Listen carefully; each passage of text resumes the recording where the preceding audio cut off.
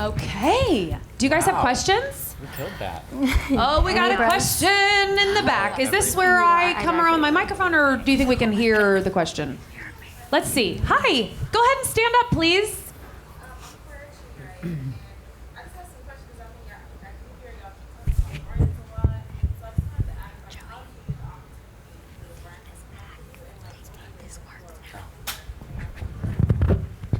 How do the brands find you, and or what is it that you feel they're looking for so that perhaps some other people can take advantage?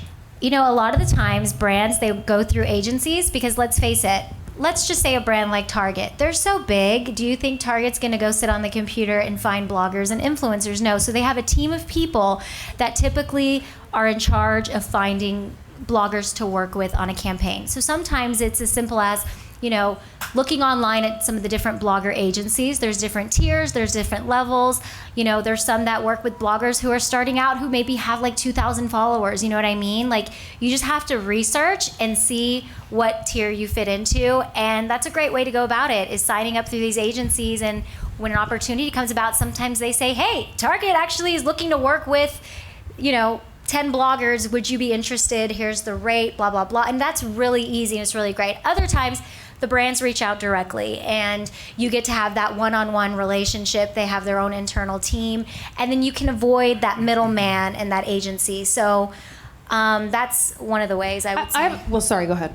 There's actually a breakout session with somebody that kind of does that kind of. James Nord, for Card, I'm talking about back. Yeah. His company connects brands with publishers, and you can go to his breakout session, I'll tell you all about it, but that's kind of what he does, sort of.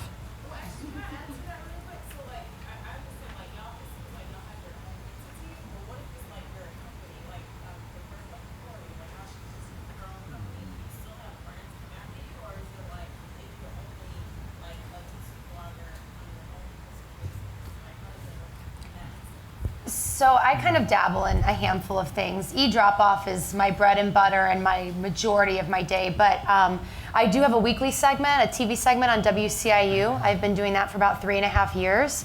And so just with the routine of that, I have brands come to me that are looking obviously for media exposure, but I only work with brands that are fluid to who I am as a brand. So just because something comes along that's great, if it's not something that my viewership is going to be receptive to or doesn't fall within the right price median, I will not use it. But I think too, it's having that regimen and having that exposure and like Jacey said, like posting on a regular, like something they can look to me. They can look to me every Wednesday I'm gonna be on, and they know that. And so just over time, it's word of mouth, and they come to me directly. I have a natural follow-up question to her question, which is, I think you are all established, but a lot of people here today are just getting their blogs going, and they're still really trying to ramp up any kind of audience whatsoever. So I guess maybe just something you guys might be able to add is what should it look like, or what should they be? What are these variables that make you desirable to a brand? Why are they going to come calling? I was like, going where to do they actually need say to that. be? Like, reach out to the brand if you're interested in working with Nordstrom, for example. Reach out to them. You can send them your link to all of your stats, like on 4Card. It's just all your info's there, all your press is there, your everything is right there. And pitch yourself to them. If you think it's going to be a good fit. And maybe send them a campaign or a blog post you've done that's similar to one that you want to do with them. Or not even, it doesn't have to be a blog post, it can be anything. It can be a face. Yeah. Like, hey, this would look really great on you. Let's do this. I'm sure you do that with people, right? You take them like a magazine, or you just come up with it. I don't know. I don't really think there are any rules to answer your question. I think if you have an established, design, and you know what your blog or your YouTube page, like what your voice is, what your aesthetic is. Like she likes to post things on white backgrounds, She likes to have is that fun, my one takeaway? Sazan energy. Like, with the Glam app, like we get opportunities all the time. We just teamed up with iHeartRadio, and we're doing like a gift bag giveaway, and we teamed up with the gift bag with Bumble and Birchbox and Tarte Cosmetics. It's like, sometimes you have to really do most of the work. I think it's creative. once in a while you get a great opportunity, but that's because they see your brand as, you know, as a whole, you know, entity, and they want to be a part of it. So, you know, really, I mean, I have like 4 agents and PR people for the Glam app and, you know, a whole team crew, but like really it's, you know, for myself, it's really everything that I put into what I want my brand as Joey Maalouf to be. And, you know, what my business partner, Cara Santana, and I do for the Glam app. You know, it's just really about knowing, you know, what that is and then putting it out there, putting yourself out there, sending emails, you know, saying, oh, cool, like I want to do a giveaway, like, you know, can I get some mascara? And, you know, it's really about building relationships. You know, no one's just going to be like, hey, here's like $10,000, do a video about it. I mean, unless you have like the followers for it. But, you know, it's really just about building. And I think as you build something, you know, people can see, brands recognize that passion. Yeah, they're looking for new people to work with. They're always all the looking time. for new people to work with. So it's really all about the energy you put into that, you know, brand, whatever it may be. I think that's the beauty of the digital culture that we live in today, by the way, is that it changes by the hour. Yeah. So there aren't any rules. Like, it's not a Bible that everybody goes to and it's like, this is the way that we do this. Bring it, curate it, create it, those ideas, the way much of the panel did. You just knock on the door, you make it happen. So if you see it, you want it, Do it. And don't be discouraged if you don't hear back immediately. That's what follow-up is for. You have to realize how much these brands are getting to. And so just because you didn't hear back, don't assume they don't want to work with you. That could have got buried in a pile of emails and messages, or they could have had who knows what's going on there. So if it's something that you really want, build that follow-up to it. Whether it be every week or every 2 weeks. Don't be a stalker, but a nice, appropriate follow-up is Yeah, appreciated you'd by be any surprised brand. how many emails get lost. And, Yeah. and just because All the time. people don't respond right away doesn't mean no one cares. You just need to keep doing it. Yep. Don't give up is really important. And I know that sounds so like whatevs. You've heard it 100 times in every quote book you own. But I mean, at the end of don't give up. but it's true. Like you're all, you know, you're all in charge of creating your own life. I think, you know, what's so exciting about all of us being so different is that that's what your power is you. Like, so the more you become, you know, the more, you know, you create this you energy that becomes whatever it is that you want to do. It's just about not giving up, and, you know, of course things will be scary along the way, and it doesn't matter whether you make a good or bad decision. I think as long as you don't give up, like, you're always headed in the right direction, and the bad decisions will always lead to learning something to make, you know, a better decision, hopefully. And I think just adding on that, it's like, if you really say you want to work with Nordstrom, like, or whatever brand, Target, L'Oreal, you name it, well, start thinking about when you're sitting down looking at your content and you're deciding for the month, like, what kind of content do I want to do this month? Maybe you can think about that and say, well, let me go to Nordstrom.com and look at how, you know, just look at their photography, just look at some of their trends, some of the things on their blog that they're talking about. Because then you can, you know, maybe sort of cater to that. And when you pitch yourself, you kind of are right up their alley, and it's a whole strategic move, but it smart. kind of ends up working in your favor. Any more questions? Yeah. Go ahead. Hi, Michelle. Please stand up. Hey. Hey. Have others ever mistaken your kindness or weakness for being naive? How do you remain kind but show your strong leader? That's a really good question. That is an excellent I question. relate to you so much. It's like not even funny because I automatically was like, yes! You know, I think, you know, getting hurt along the way was actually, I look back at it now and I think it was a good thing because I don't think I would have become stronger. And I think you don't stop being nice or you don't like become, you know, a bitch or anything, just because people are taking advantage of you. I mean, you could easily, But, you know, I choose to be nice. I like to be nice. I like to leave my mark on everyone that I talk to, and I like to, you know, talk to people and look them in the eye when I'm talking to them and overdo their hair and makeup and style them and pick their necklace and talk too much for 24 hours. It was not too much. I loved it. Quality. Thank you. So, you know, I just think it's about being secure with yourself and losing that fear of someone not, you know, accepting you. Because, you know, like we talk about haters all day, trolling our Instagrams and whatnot. And, you know, I don't care if you don't like my haircut or the way I dress or who I hang out with. Like, don't follow me. And I think that kind of goes for, you know, you being in front of somebody. Like, surround yourself by people, you know, who will nurture that. But, you know, sometimes people will test you to open you up a little bit, and don't be scared of that, because I think, I mean, unless they're being really mean, run, don't walk. But if they're kind of pushing you and you're like crying and you're emotional, don't be afraid of that, you know? It's okay to like cry about it, because at the end of the day, everything will be okay. And it's just, you know, I feel like as a sensitive sister, you know, you just grow as you come like across those kinds of people. You know, just don't be scared of the feelings that you have, because, you know, those feelings will just kind of erupt and open you up to see, oh my God, well, you know, it is okay to be me the way I am, and this is what needs to change, or nothing needs to change, and you know, you see things a little more clearer. Does that make sense? Does it?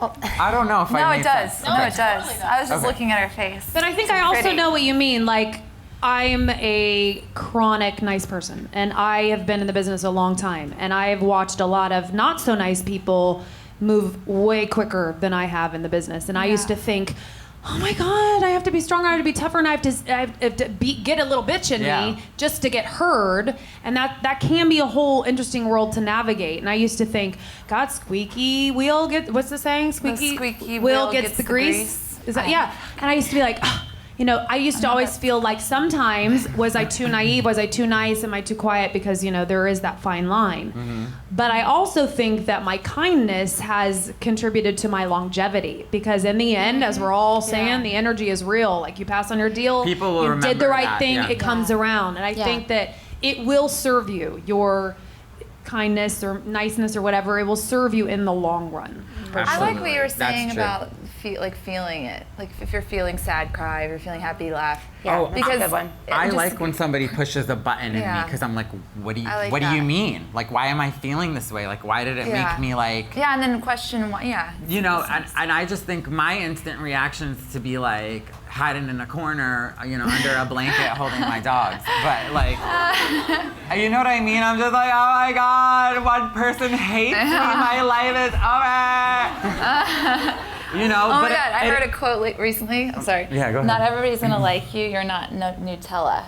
I mean, I thought it was really funny. Jacey. I like that one. I wanted to use it, but I didn't. you know, it's funny. I think I kind of grew into like just being like, okay, cool, this is me. And sometimes I'm like, oh my God, this is me, I think. And you know, like, I think we all go in and out of, you know, adding a filter to our personalities when we're around our boyfriends or girlfriends or parents or best friends or frenemies or, you know, coworkers. I think there's a filter for all of those people, but deep down inside there is a person, and that's you, you know? And there's a person that doesn't give a shit what anyone thinks, and that person is, you know, strong and powerful and sensitive and vulnerable and is capable of doing anything. And I think those filters, you know, sometimes get in the way, because if you're around that friend where you're filtering it too much, girl, then you're gonna walk away a little blurry from that flash.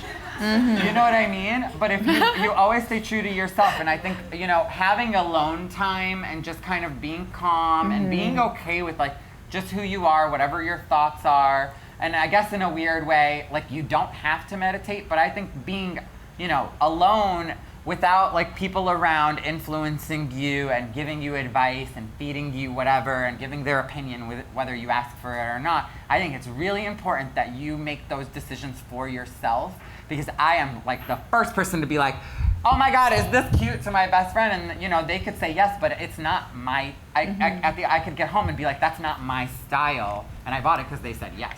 You know what I mean? So like, pay attention to those things. Make sure what you're doing is true to who you are, and it's okay to add a light filter once in a while. But you know, don't forget that that filter is there. Like, always go back to like you. And honestly, when you start to build even if you don't have a following, like haters are gonna hate, you know? So it's like, prepare yourself for that. And the way that I handle it is I don't delete the comments, you know, because sometimes people will hate, and I'm like, you know what, that's just more engagement. Let's just, okay, whatever, unless it's really offensive. And then I'll either respond back. I'm one of those people that I read it, and sometimes that hater just, you don't have to fight back, but you can just let them know, like, hey, are you having a bad day? And then they are like, whoa, hey, I didn't actually mean that. Like, that's happened to me before. I've called somebody out. That's interesting. Backpedal. So don't delete it and don't let it get to you, Sometimes you know? things are just Use it to fuel you. Use it to prove to yourself that you are so fierce that hater, like bye hater. You know, like, think about it. Like, 10 years. Huh? Bye, Felicia. Bye, Felicia is right. That's like my favorite thing. Bye, Felicia is right. You know, if you have a friend that is so negative and they're never nice to you, and you leave them and you're not happy when you leave them, they ain't your friend. And you need to like find somebody that makes you feel really good about yourself, that tells you you're cute and whatever you're wearing, that wears zit cream with you and secret eats a large pizza like while you watch like Mean Girls for the 90th time. Hey, what are you doing tonight? Girl, Let's do it. have a good time. Let's do it. Can I come over? Any more questions? Because I think we're running out of time. Go ahead, front row. You mentioned longevity. What trends are you seeing now, if any, that are preparing you for longevity in your career? I feel a lot of you spoke good about question. you coming on when trends were emerging, but like, how do you see that change? I think you just have to be ready to move with the industry because it's so fast paced. Like, anything can happen. And so, you know, you want to stay true to your brand and what you're doing. And you don't want to overwork yourself and exhaust yourself to where you get burned out and you're like, I'm over it. I'm like done with this. You know, I hate it. But you just want to be open to changes and just evolve with it. But find a way to connect your brand with it so that you're not just completely changing who you are. But if a new app comes along, like Snapchat, Glamapp.com. the Glam app, you know, Snapchat, whatever it might be, if you're noticing, you know, people are on there, like a lot of your peers, your influencers, you know, you should be on there too, and try to jump on it as soon as possible because a lot of the people, like the Viners who are so famous right now, somebody told me it was because, they were like one of the first to start it, and they're like 16 years old now making millions of dollars a year. Like, it's just insane. For like a 6-second video, they have a whole production company helping them create these 6-second videos. A lot of the like heavy hitters on the Pinterest page, words. I mean, So I would jump on it. love That's to what I retire say. my blog and just do Snapchat every day. That'd be great. Well, you might be able to. I would love that. At the rate you're going, girl, you can do it. Let's do it. You guys, please don't. No, but the Hollywood Reporter just came out with a whole article. I thought it was fascinating. It was all about it was like 16 to 22-year-olds that are like literally like on their way to Forbes list They don't know because what to do of with themselves. being at the forefront. And so that is a good So I think be tip open is to always like, you know, new educate things. yourself Yeah. and be aware of all of the apps and whatnot that are, you know, hitting the market and jump on Jump on it. or not. Get that Depends handle. on that research. Jump that on it. handle. Anybody? I hate to pick. I don't want to I pick. love when Like, people ask questions. I know. Go. Okay, I have a question about kind of transitioning your following. For instance, I had hoped to do kind of a lifestyle blog, which really is guided towards food and recipes, all of that. So how do you kind of bring fashion and bring your city, bring whatever into it, and still keep that following? Because anytime I do, it's like I lose followers, I lose people, kind of their attention. So how do you do it all? Well, do you have to? Maybe you do just do a niche. Sometimes, you know, I would focus on say it. definitely have a niche. Niche. Is it niche or niche? I think it's Niche. both. Sorry. Whatever, we can say however we want. God, I love you Tomato, so tomato. much. It's just like Stick to whatever. what you're good at. Just do you. Have people be comfortable knowing what they're gonna get from you, Yeah. and then slowly transition. Slowly. When you have the platform that you're looking for, through that one thing that you're really good at, like a no-brainer good at, then slowly transition tabs. You know? Yeah, it seems like if you sort of like, let's say your brand is health and fitness, like you really focus on a healthy lifestyle, that's what your blog's been about.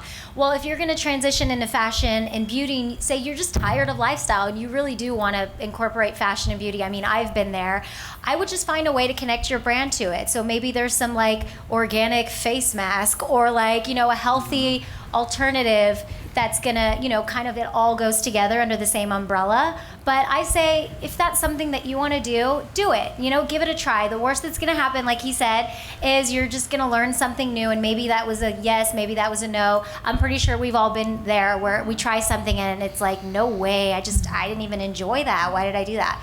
But you know, you live and you learn. So I say, just give it a try. It doesn't hurt.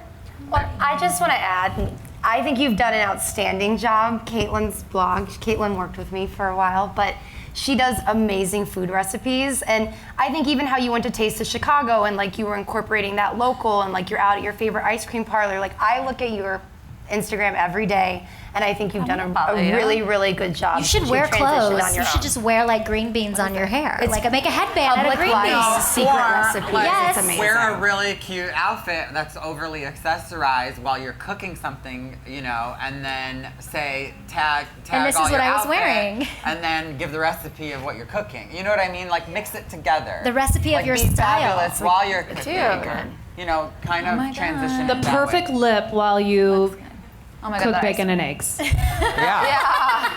You know what I mean? The perfect. It can all go together. Exactly. That's Right. cute. Beet red, get it?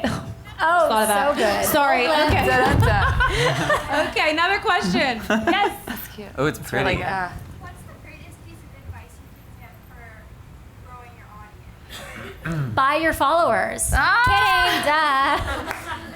I say, don't even look at your followers. Definitely don't When buy you your have followers. 10 followers, pretend it's 10 million. Yeah. And just treat your audience like, you know, everything you post is like 100,000 people are looking at this, because then the quality of your work is going to stay consistent, and then over time people start taking it seriously. They're like, That's okay, Yeah, Very like advice, people are yeah. trolling Instagram, and then they're like, "Oh, this is cute." Yeah. like, how does she have 10K? Like, let me, you know, like her, whatever, like follow her. People pick up on that, you know, the public, they just want to see consistency They and wanna that you see take really yourself cute seriously, things. you know? But there isn't any science beyond that, No. other If than there like was- hashtag this or hashtag that or try to get on the pop-up page or call up. Like there isn't Yeah, really, you don't right? want to do I mean, that. No, not really. I mean, you can hashtag stuff and you can be strategic about the time of day. You do post, but hey, if I knew the answer, I would have 1 million followers. You know, trust me. All You're of on us your way. would. You know what's We would really all- good? yeah, we would. Icona It's just Square. about what you If bring y'all to get the on table. Icona Square, Consistency. are you guys on it? Are you Yeah, on Icona yeah, Square? that's helpful. There's a website. It basically called Icona tells you Square. at what time your Instagrams pop in, like at what times people are really Most on your engaged. posts, when they like your pictures. Because sometimes you put up a really good picture, and doesn't it suck when you don't get any likes? I'm like, what the heck, you know? And then when you put up crappy photos, just a little selfie after the gym, people love that. It's just sometimes has to do with the timing. So apps like Icona Square are helping you not monetize your Instagram in terms of stats, but it really just shows you like what your audience likes to see at what hours, you Which know, and that hashtags helps. you're using. Are What your hashtags are the strongest. most popular, yeah. Yeah, it's helpful, for sure. Yeah, you guys keep talking about consistency, and I totally agree. I think that's important too. But at what point during your business do you say to yourself, I need to, reinvent myself? Right this now. time to create a new look, or like Jacey, to change your white background to black. I think. Can I repeat the question because I don't feel like a lot of people heard in the back? But her question was, consistency has been a topic today, but at what point is there a time that you need to reinvent yourself or evolve or change and make a shift so that you can grow your audience? If it ain't broke, Don't fix it. Fix it. I just think be consistent. Yeah. You know, if people are attracted to what you're doing, changing it would, I think be crazy, because Yeah.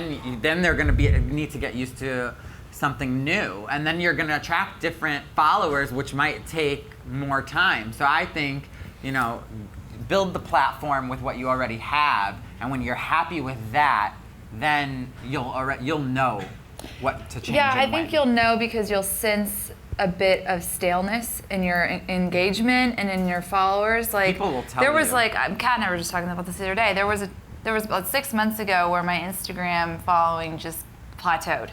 And I was just like, what the F is going on with Instagram? Is there something wrong with it? Why am I not getting new followers? I was averaging like 1,000 new followers a day, and then it just stopped. So I came up with this new idea to keep everything very consistent again, because I ventured off from doing that, which is probably a problem. Because Snapchat. And she might And come Snapchat, You were distracted a because little. I was distracted by Snapchat, but it's. But you may wake But I up one think day and be you'll like, sense everything it. needs to be blush. I'm gonna have a Right. blush No, yeah, background, and I'm totally. gonna wear nudes, and I'm gonna be like, I'm gonna have Oh my a blush God. with the hair right It's here. amazing. You know, I it's think like you'll feel it. Yeah, Right, you but don't that know. needs to be if and when. So to your point, it doesn't need to be like time to make a shift. It has to No. be your following will Intuitive. follow with you There's organically. a reason, yeah. Exactly. It's like an And intuition listen you to have. that. Like, Yeah. oh, I Yeah. need to change that. And it builds, or you'll find yourself tailoring and changing things because you're listening to your audience. Yes. So for me as a retail store, when I first started my company, it wasn't what I dreamt of. I wanted, I wanted Barney's, but I could afford nothing. So, I had primary walls. Not It was even a Forever 21, a girl? small- barely. It was a small space, but, I listened to my audience, and really what I did was, with my retail store, I got out of it. So I developed the free closet consultation. So we would come to you and I would clean your closet for free, and I would get in my client's environment, and we would get into their psychology and why they were cleaning. And I'd listen to them. What do you need? What do you want? And so after 5 years, I rebranded my company, which a rebrand is essentially starting a new company. Like they said, make sure your followers are ready. So new logo, new aesthetic, new retail space, everything was new. But it was what my clients have been asking for over time. And so when you have enough feedback that you feel it's built something else aside from what you have, and you feel strong with that, then you can follow that path and do that. But you'll see yourself tinkering with little things and changing things, and that's just you changing with your audience. But it doesn't have to be this whole new rebrand. It can be small things where your search bar is, or the colors, or whatever it is. You'll change that aesthetic as you grow naturally, I think, too. So you touched on this a lot, but with all the different social media platforms, Snapchat and Facebook, Pinterest, and whatever, how do you decide which one to focus on, which one to put your energy towards, and then how does that then help build your overall blog following?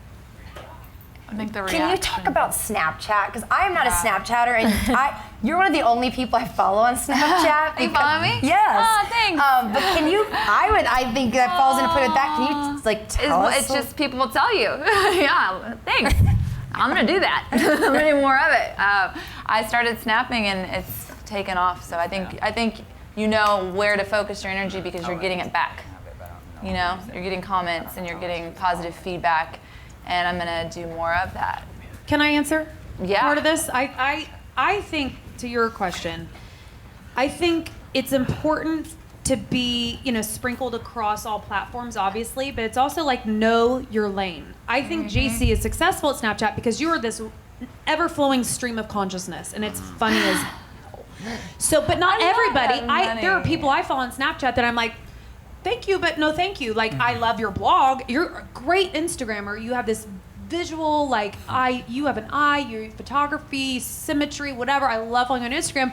Your Snapchat is weak. You know what I mean? It's like, you can't be everything. Yeah. You can't be everything. That's not the goal, right? So know your lane, know what you're good at. Ask your friends. There are people we have friends that I just want to be like, I don't know why she spends all day Snapchatting because it's not her gift. I think you were. Snapchat is my gift. Well, My parents are really so proud. They follow me on Snapchat. yeah. They're proud. But I also think it's partially your gift because you're unapologetic, you are bold, you are raw, and when people see that, they connect with you. It's not an act. So I think that's true in anything that we do. It is authentic in the fullest realm of being who you are. So that just, I think, suits you. So I think Thanks, it's Sadler. find what you're good at, and you have to ask and be honest. Get back to your point of hiding in the corner with your blankets and your doggies. Sometimes trolls and haters are one thing, but I think the other thing is honestly asking, for feedback from people that matter and who you respect. For sure. And maybe if you can take it, they're going to tell you Yeah. things that are uncomfortable, and then that discomfort forces us to look at ourselves, and then out of that we grow. Yeah, I like that, asking somebody for feedback. Catt gives me, obviously, feedback about my Snapchat. My brother is like, dude, no more song of the day. It's enough.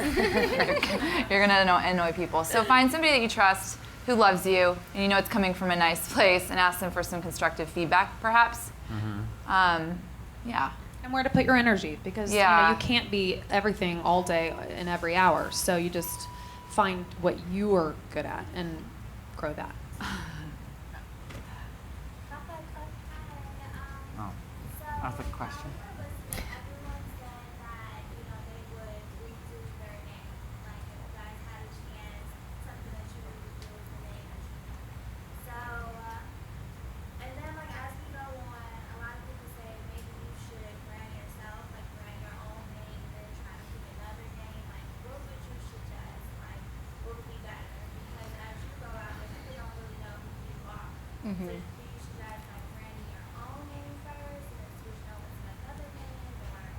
I mean, I think a name is a name. Branding any name is going to be just as big of a challenge, no matter if it's a brand name or your name. And I think it's just like, for me personally, since I went through it, it was, Spaz Magazine at the time. I had to ask myself, like, what do I want for Spaz Magazine in 5 years? Do I really want this to be an actual magazine? And to me, that just didn't settle right in me. I was like, I don't really want this to be a magazine. I want it to be a platform. I want it to be something that can help elevate my brand, maybe open new doors. And so that's when I realized, like, I am at the forefront of this, and I need to not brand Spaz Magazine, because who is that? My audience wants to know who I am. So that's why I decided to go the route of just calling it Sazan, because it's just all things me, sort of, But some people will say, no, I want this blog to become a book one day. So they call it whatever, Spaz Magazine, or, the girl with the mustache. I mean, whatever, so it really just depends. Like, and that comes back to you,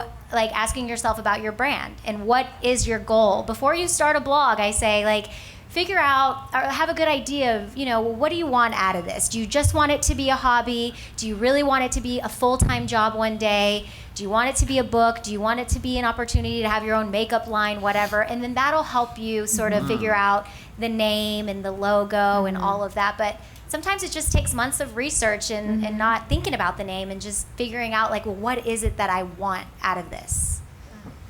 That's good advice. I have to say that I think we're out of time. Hey guys, thanks for watching, and so glad that you're here. You could just take a moment and subscribe to our channel. You can do it by clicking here, over here, over here, or wherever that subscribe button is. Just click it. You'll get everything directly sent to you, first to know of all things Simply Stylist. Thank you so much, and if you don't, this dog is coming after you.